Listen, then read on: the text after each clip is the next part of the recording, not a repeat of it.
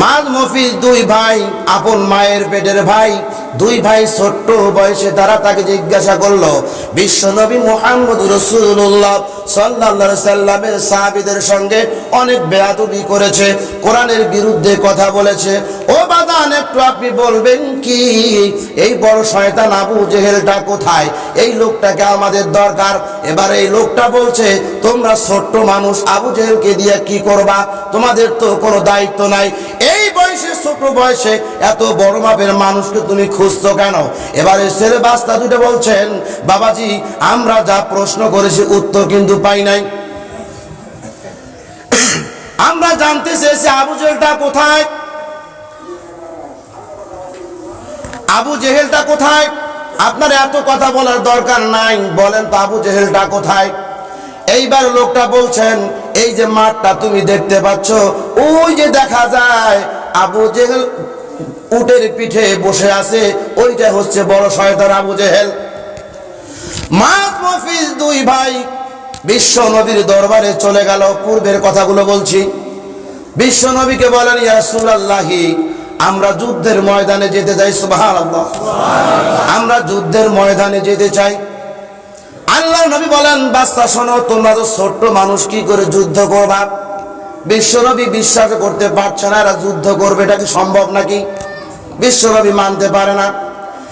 এরপর সাহাবীদেরকে পাঠায় দেওয়ার পরে এই দুইটা ছেলে হাতে পায়ে ধরে কান্নাকাটি করে, না আমরা যুদ্ধ করবো, আপনি আমাদের পাঠান।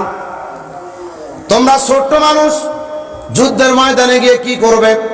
তোমরা তো ছোট্ট মানুষ, কারোর সাথে পারবে না, তোমাদেরকে পাড়ায় মেরে ফেলবে।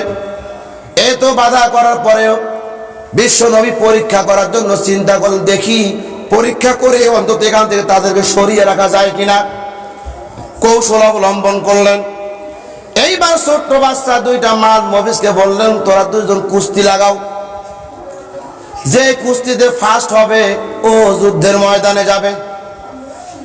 বলেন তো বড় ভাই যদি ছোট ভাইকে ধরে, ছোট ভাই পারবে? পারবে না। হাসির খোরাক নয় বন্ধু, সেদিন করুণ পরিণতি হয়েছিল, এই আয়াতের কথাই বলছি। মাঝ মফিজ ছোট ভাই বড় ভাইকে কানে কানে বলছে, ভাই তুই তো বড়, আমি তো ছোট, যদি তোর সঙ্গে কুস্তি লাগাই আমি তো তোর সঙ্গে পারবো না, এক ধাক্কায় তুই আমারে ফালাই দিবি, অতএব আমি তোকে ধরার সঙ্গে সঙ্গে তুই পড়ে যাবি, তাহলে তোর সাথে আমিও যাব। ছোট্ট ভাই কৌশল করে বড় ভাইকে ধরলো। জীবনও যেখানে পারার কথা নয় সেখানে ছোট ভাই ফার্স্ট ডিভিশনে পাস করলো কুস্তিতে। বিশ্ব নবী দেখে মুস্কি মুস্কি হাসে আর মনে মনে চিন্তা করে, আরে এরা যুদ্ধের ময়দানে যাবে, এদেরকে আটকানো যাবে না। ছোট ভাই নিচে পড়ার কথা, বড় ভাই কেন নিচে পড়লো? তার মানে ওরা কানে কানে বলে বুদ্ধি করেছে, বুদ্ধিটা সময় মতো কাজে লাগিয়েছে। নবী সাল্লাল্লাহু আলাইহি ওয়াসাল্লাম এটা বুঝতে পেরেছে, যখন বুদ্ধি করেছে এই বুদ্ধি এরা এই কামটা লাগিয়েছে। অতএব বড় ভাই তো নিচে যাওয়ার কথা না, ছোট ভাই নিচে যাওয়ার কথা, বড় ভাই কেন? অতএব এরা যখন যাবেই যুদ্ধেতে, ঠিক আছে তোরা যুদ্ধে যা। সুবহানাল্লাহ বলবেন না? ওই সময় দুইজনের হাতে তরবারি দেখতো, কেউ ওকে আগে কতল করতো। এই জন্য আল্লাহ রাসূল মুহাম্মদ রাসূলুল্লাহ সাল্লাল্লাহু আলাইহি ওয়াসাল্লাম হাতে দিলেন খেজুরের ডাঁটা, দুইটা খেজুরের ডাঁটা দিলেন। আচ্ছা বলেন তো, তরবারির কাছে খেজুরের ডাঁটা কোনো কাজ আসে কি? একটা এটা কোনো হইল, যুদ্ধের কোনো প্রস্তুতি হইল? কিন্তু খেজুর ডাঁটা লাগে না। নবী মুহাম্মদ রাসূলুল্লাহ সাল্লাল্লাহু আলাইহি ওয়াসাল্লাম পাহাড়ের গুহার পাশে কিছু সাহাবী নিয়ে আলাপ আলোচনায় মগ্ন ছিলেন। একজন সেই সময়কার যোদ্ধা, বীর যোদ্ধা ছিল, তার সঙ্গে কেউ যুদ্ধ করতে পারে না, সাহসও পায় না, এত কৌশল, তার এত শক্তি। এই জন্য ওই লোকটা পাহাড়ের উপরে উঠে, হ্যাঁ মুহাম্মদ, আব্দুল্লাহর পোলা মুহাম্মদ করে ডাক দিল, মিটিং করবার কথা বলো, যাই বলো না কেন, আজকে আমার সঙ্গে তোমার এই সাহাবীদের মধ্যে কে আছে যুদ্ধ করতে পারে, আসতে দাও, পাঠিয়ে দাও। বন্ধুগণ, ইয়া রাসূলুল্লাহি আমি ওই বীরের সঙ্গে যুদ্ধ করব। একটা ঢাল আর একটা তলোয়ার নিয়ে তিনি পাহাড়ের উপরে উঠলেন। যুদ্ধ এক পর্যায়ে শুরু হয়ে গেল। যুদ্ধ দুজনে করতে করতে আলী রাদিয়াল্লাহু তাআলা আনহুর হাত থেকে ঢালটা পড়ে গেল, তরবারিও ছুটে গেল, নিরস্ত্র হয়ে গেল। কিভাবে ঘায়েল করবে? হঠাৎ করে পাশের দিকে তাকিয়ে দেখেন একটা লোহার কাপাট, কাপাট বোঝেন তো, গেটের যেরকম কাপাট লোহার, এত ভার সেই সময় যা 10 জন ব্যক্তিও ওটা আলগা করতে পারত না। আলী রাদিয়াল্লাহু তাআলা আনহু হঠাৎ করে ওইটার দিকে চক্ষু গেল, ওইটার মধ্যে যাইয়া একটা হাত দিয়ে টান দিয়েছেন, ওই টান দেওয়ার সঙ্গে সঙ্গে কাপাট তার হাতের মধ্যে চলে আসছে। বন্ধু শক্তি পরীক্ষা নয়, যত বড় বিপদে পড়েন না বন্ধু, আপনি যত বড় বিপদের সম্মুখীন হন না কেন, যদি আপনি আল্লাহওয়ালা হন, আল্লাহর রাস্তায় চলেন, আল্লাহর পক্ষে কথা বলেন, 5 ওয়াক্ত নামাজি হন, বেআইনি ভাবে কোনো কাজ করবেন না, আল্লাহ ছাড়া কাউকে ভয় করবেন না। অত বড় কাপাট কেন, সারা পৃথিবীকে জয় করতে হলে একমাত্র শুধুমাত্র কেবলমাত্র আল্লাহর উপর ভরসা করলে আল্লাহ ওই মুহূর্তে আপনাকে সাহায্য করতে পারে। মাঝ মফিজ ছুটে গেল, গিয়ে দেখে আবু জেহেল বড় একটা উটের মধ্যে, ছোট্ট ভাই উপরে থাও পায় না, কি করবে, মারবে কি করে। বড় ভাই বুদ্ধি করে উটের পায়ের মধ্যে আঘাত করেছে খেজুরের ডাঁটা দিয়ে। খেজুরের ডাঁটায় তেমন একটা আঘাত লাগারও কথা নয়, উটটা ঠাস করে মাটির মধ্যে শুয়ে পড়ল, আর আবু জেহেল উটের পৃষ্ঠ থেকে পড়ে গেল। কি কৌশলভাবে তাকে মাটির মধ্যে নিয়ে আসলো।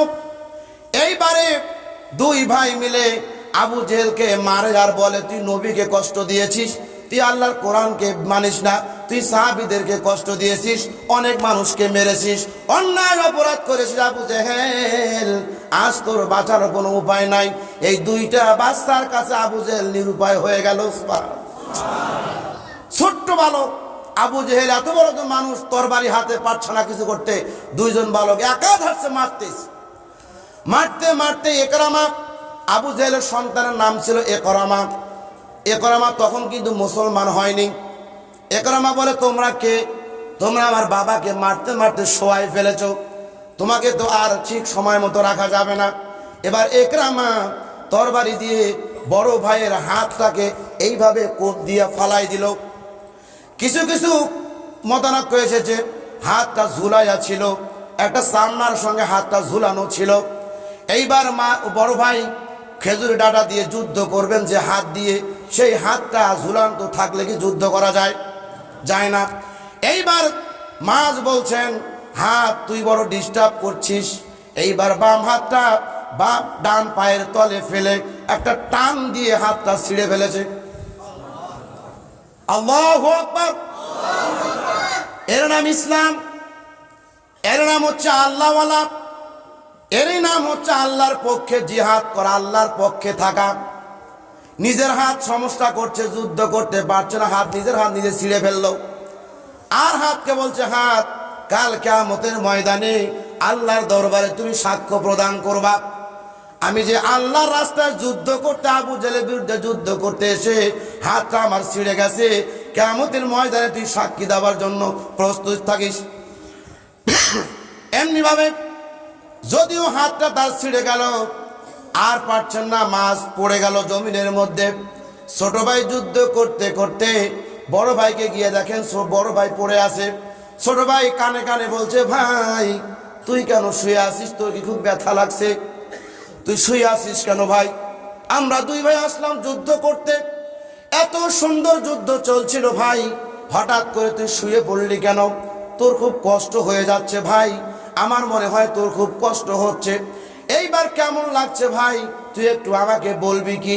মাছ বলছে, ভাই আমার হাত ছিঁড়ে গেছে, আমার দুঃখ নাই, এই মুহূর্তে আমাকে এমন ভালো লাগছে, মনে হয় যেন আমার চোখের সামনে জান্নাত এসে উপস্থিত হয়ে গেছে। বড় ভাই এমন অবস্থা দেখে ছোট ভাই ঠিক থাকতে পারে না। এইবার তিনি যুদ্ধ করতে লাগলো। ভাই এদিকে কথা বাদ, আর একদিন কথাগুলো বলবো। এবার আবু জেহেল কেন মুশরিক ছিল? মুশরিকের মধ্যে আল্লাহ মসজিদে আনার জন্য কেন চেষ্টা করছিলেন? আল্লাহর নবী চেয়েছিলেন আবু জেহেলকে কাবা শরীফের দায়িত্ব দেবেন। কাবা শরীফের চেয়ে আমাদের মসজিদটা বড় না ছোট? বলেন, বড় না ছোট? মর্যাদার দিক দিয়ে বড় না ছোট? তার মানে সব দিক দিয়ে কাবা শরীফ, সব দিক দিয়ে কাবা শরীফ সব দিক দিয়ে বড়। অতএব আমাদের মসজিদ তো ক্ষুদ্র একটা মসজিদ, ইবাদতখানা আমাদের জন্য, ইসলামের জন্য আমাদের ইবাদতখানা। সেই ঘরের দায়িত্ব বিশ্বনবী চেয়েছিলেন যে আবু জেহেল যদি ইসলামটা গ্রহণ করত, আল্লাহওয়ালা হতো, আমার সাহাবীদের মতো ঈমান আনতো, তাহলে তাকে মসজিদ দায়িত্ব দিতাম। কিন্তু আবু জেহেলের দায়িত্ব হচ্ছে মসজিদ থেকে এদেরকে বের করে দিয়ে আমি নিজে দায়িত্ব পালন করব। আচ্ছা ভাই বলেন তো, আমি কথাগুলো কেন বলছি? বর্তমান সমাজে মসজিদে এমন কিছু লোক নাই ভাই, এরা আল্লাহওয়ালা লোকদেরকে যারা 5 ওয়াক্ত নামাজ পড়ে, ভাই তুই কি বুঝস মসজিদ সম্পর্কে, তুই কি বুঝিস? আমি সব বুঝি। তুই নামাজ পড়িস না কেন? সবই বোঝে, কিন্তু ওইটা বোঝে না, নামাজ পড়া ভালো কাজ এটা বোঝে না। এ তখন এসে আল্লাহওয়ালা লোকদেরকে বের করে দিয়ে নিজের দায়িত্বে মসজিদটা নিজের হাতে নিয়ে একটা মাঠ ভরে ছুটাবে, যে এলাকা অন্তত কিছু না হলেও মানুষ আমাকে বলবে যে আমি একটা মসজিদের সভাপতি। নাম ফুটার নাম ইবাদত নয়, নাম মানুষ জানবে এটার নাম ইবাদত নয়। মানুষ আপনাকে চিনবে, আল্লাহওয়ালা আল্লাহ আপনাকে সম্মান যখন দেবে, অবশ্যই সমাজের মানুষ আপনাকে সম্মান দেবে।